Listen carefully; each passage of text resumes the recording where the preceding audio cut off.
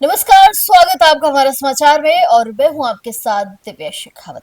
हमेशा मेरे प्रोग्राम में कोई ना कोई खास शख्सियत से मिलवाती हूँ, बात करवाती हूँ, कुछ सीखने का मौका उनसे आपको हमेशा मिलता है।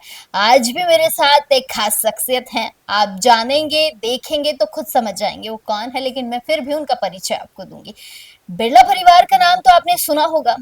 पिलानी का भाई एक ऐसा नाम है बिरला परिवार जिसे कोई नहीं भूलता है वहां पर।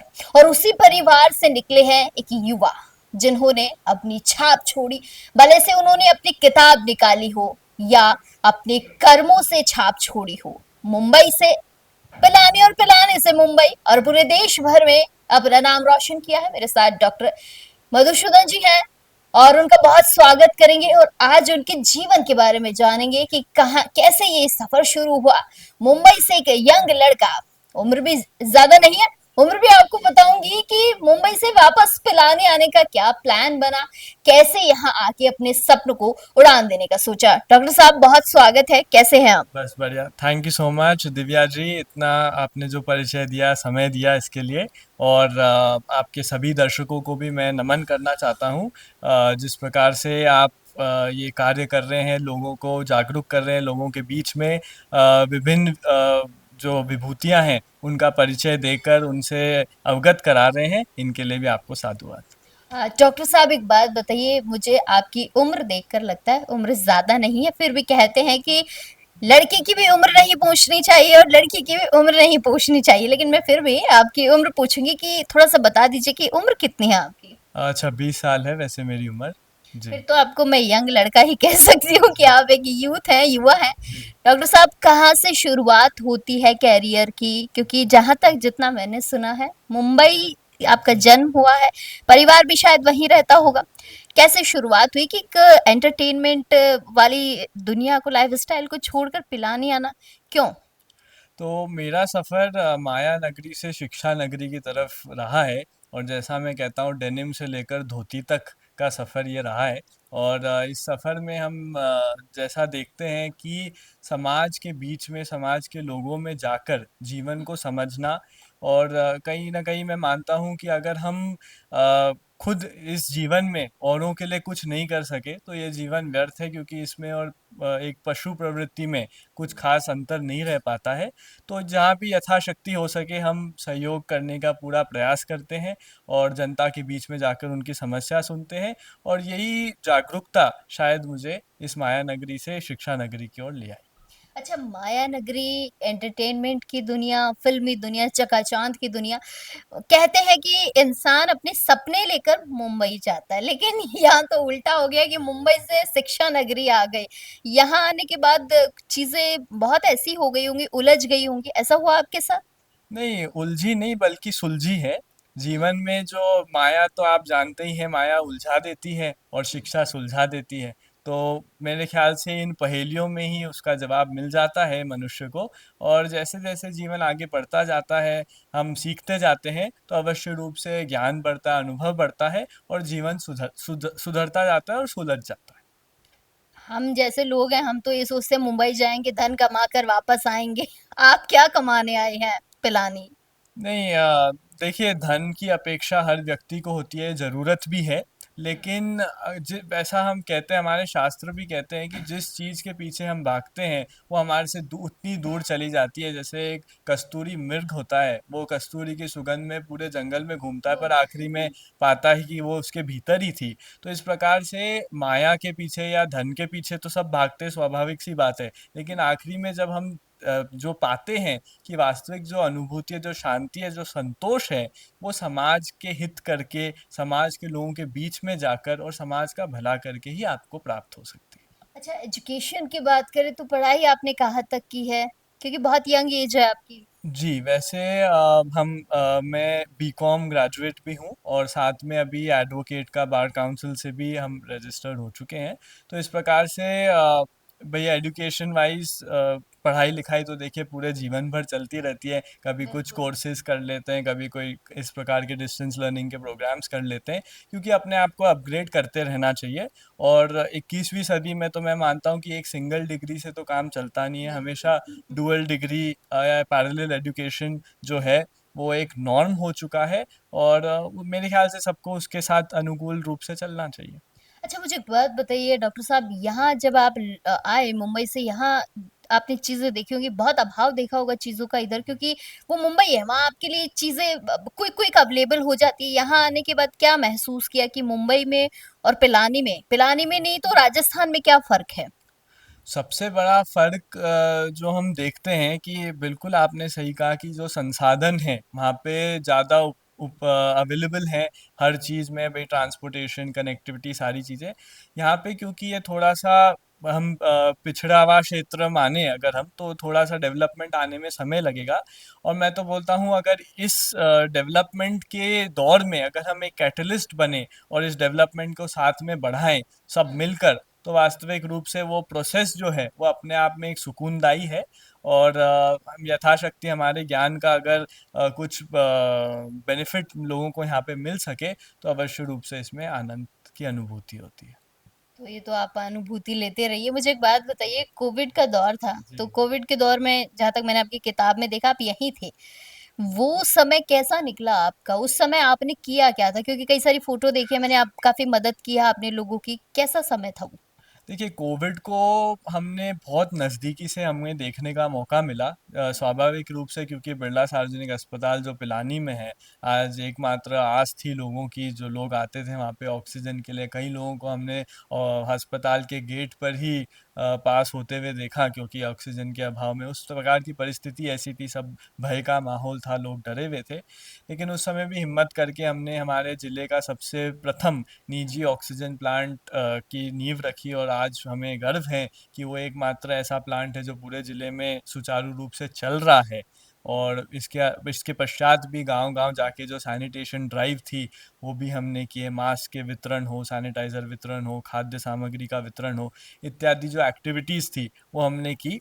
लेकिन जो सबसे ज़्यादा दिल को छू लेने वाली जो प्रक्रिया थी, वो उस समय की थी जब हम देखते थे कि लोगों के अंतिम संस्कार होते थे लेकिन उनकी अस्थियां गंगा जी तक पहुंचाने के लिए कोई साधन नहीं थे। उस समय हमने एक अस्थि विश्राम गृह का निर्माण किया था, एक हमने पिलानी में किया था और एक मुकुंदगढ़ में किया था और वहाँ पे लोगों ने अपने जो परिजन है उनकी अस्थियां, जो गुजर चुके उनकी अस्थियां वहाँ रखी थी जब तक परिस्थिति नॉर्मलाइज नहीं हो जाए और बाद में जाकर उसे एम्बुलेंस से गंगा जी तक उनका विधिवत अंतिम संस्कार, जैसे हम कहते हैं हिंदू संस्कृति में, सनातन संस्कृति में, उसे भी कैटलाइज करने का एक छोटा-सा प्रयास हमने किया था।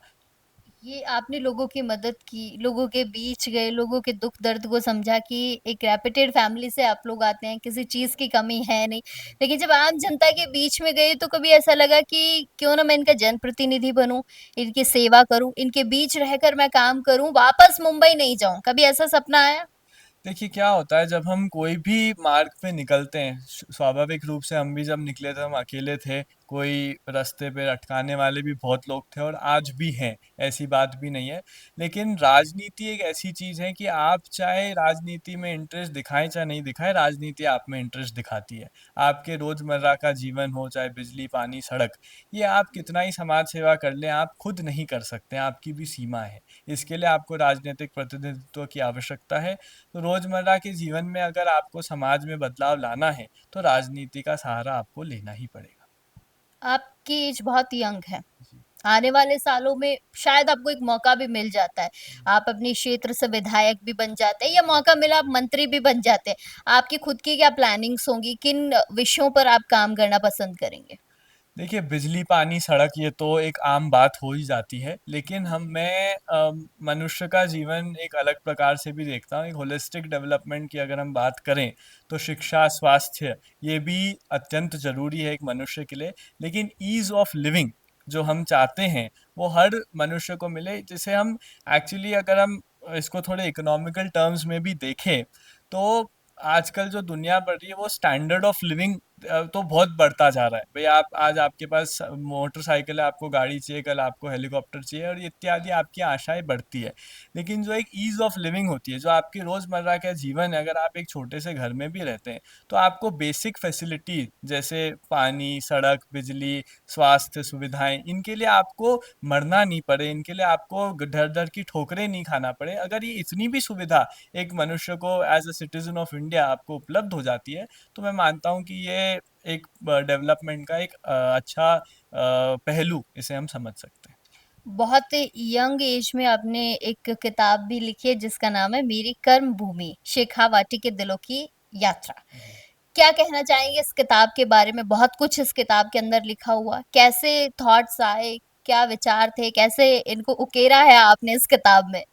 तो ये जो किताब है, ये हालाँकि ये मैं तो एक माध्यम बना, लेकिन इसे लिखने वाले वो शेखावाटी के हज़ारों दिल ही थे, जिन्होंने अपनी बातें अलग-अलग रूप में मेरे सामने रखी। उन लेकिन वो दिल आपके अंदर समाये हुए थे। नहीं, नहीं, वो ऐसी बात नहीं है। देखिए, वो उनने अपने विचार रखे, उनने अपनी समस्याएँ रखी, जिनसे रूबरू जब हम हुए, तो हमारे अंदर भी एक चेतना जागी कि क्यों ना इसे प्रसारित करके जनता तक पहुँचाएँ। क्योंकि जब ये किताब कोई पढ़ता है, तो उसे यही अनुभूति होती है कि ये हमारे साथ भी बीत चुकी है, या ये हम भी ये चीज़ों को फ़ेस करते हैं। तो जब उन परिस्थितियों का समाधान दिखता नज़र आता है, तो वास्तविक रूप से एक खुशी का महसूस होती है। अच्छा, आपके बहुत सारे दोस्त भी होंगे यंग, क्योंकि आप खुद भी यंग एज में है, तो वो आपको बोलते ही नहीं है कभी कि आपने कैसी वेशभूषा पहन रखी है, कैसे बन गए हैं आप? मुंबई में ये जीन्स पहनते होंगे, टी शर्ट पहनते होंगे, और आप राजस्थान जाकर बिल्कुल राजस्थानी बन गए, कहते नहीं आपको कभी? नहीं, बिल्कुल कहते हैं, और जैसा मैं आपको शुरू में भी कहा था कि डेनिम से लेकर धोती तक हमें जाना है, क्योंकि अगर हम इन चीज़ों का यूज़ नहीं लेंगे, तो ये हमको म्यूज़ियम में दिखाई देगी। कंफर्ट जोन क्या लगा, डेनिम और धोती? नहीं, बिल्कुल धोती ये अपने वातावरण के हिसाब से सही है। राजस्थान की जो गरिमा जो गर्मी होती है, जो सर्दी होती है, उस हिसाब से जो ये वेशभूषा है, हमारे पूर्वजों ने काफ़ी शोध करके इसका निर्माण किया था। और जो हम देखते हैं डेनिम या इस प्रकार की जो चीज़ें, ये वेस्टर्न कॉन्सेप्ट्स हैं। आज हम स्वदेशी की भी जब बात करते हैं, तो ये मैक्सिमम जितने भी ब्रांड्स हैं, इनमें हम जब पैसा डालते हैं, ये विदेशी कंपनियों में जाता है, जो बाद में हमारे पे टैरिफ लगाते हैं, हमारा शोषण करते हैं।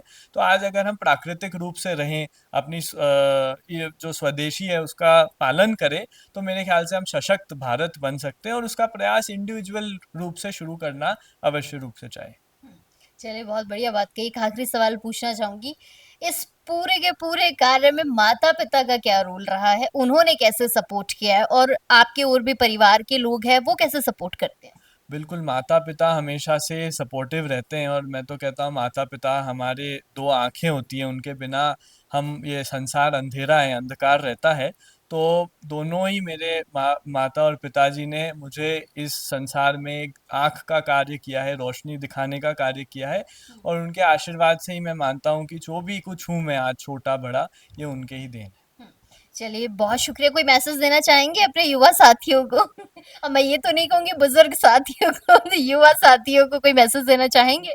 नहीं, बिल्कुल, जैसा जिस प्रकार से आप ये प्रोग्राम ऑर्गेनाइज आपने किया है, आपको भी इसके लिए पहले तो साधुवाद। और साथ ही जो मेरे युवा साथी हैं, इन सब से मैं ये कहूँगा कि अपनी जो संस्कृति, अपनी विरासत है, उसे नहीं भूलना चाहिए। आधुनिक युग का ज़रूर हिस्सा बनिए, आधुनिक बनिए, लेकिन संस्कृति और विरासत को भी साथ लेके चलिए। चलिए, बहुत शुक्रिया आपका डॉक्टर साहब। तो ये थे मेरे साथ डॉक्टर मधुसूदन जी, बहुत अच्छी अच्छी बातें इन्होंने बताई। और देखिए किस तरीके से यंग एज होकर इन्होंने अपनी जो है उम्र का सही इस्तेमाल किया है, क्योंकि अक्सर हम देखते हैं कि बच्चे जो है अलग अलग ट्रैक्स पर चले जाते हैं। आजकल तो सोशल मीडिया का जमाना आ गया है, तो अक्सर जो है बच्चे दिशा दशा सभी जो है भटक जाते हैं, लेकिन इन्होंने कहीं ना कहीं उसका सही इस्तेमाल किया है। मुंबई, हम ये सोचते हैं कि मुंबई माया नगरी है, सपनों की नगरी है, वहां चलते हैं, वहां से कुछ कमा के आएंगे, लेकिन ये वहां से सब कुछ छोड़कर जो है पिलानी आए हैं, सेवा करने के लिए आए हैं, लोगों से एक मौका लेने के लिए आए हैं। तो इनको ढेर सारे उज्जवल भविष्य की हम शुभकामनाएं देते हैं हमारा समाचार की तरफ से भी, कि आप जो भी करें, जैसे भी करें, आपको ढेर सारी भविष्य के लिए बहुत सारी शुभकामनाएं देंगे। लेकिन आप तमाम छोटी बड़ी अपडेट्स के लिए बने रहिएगा हमारा समाचार के साथ। कैमरा सहयोगी राजकुमार के साथ मैं दिव्या शेखावत, हमारा समाचार। नमस्कार।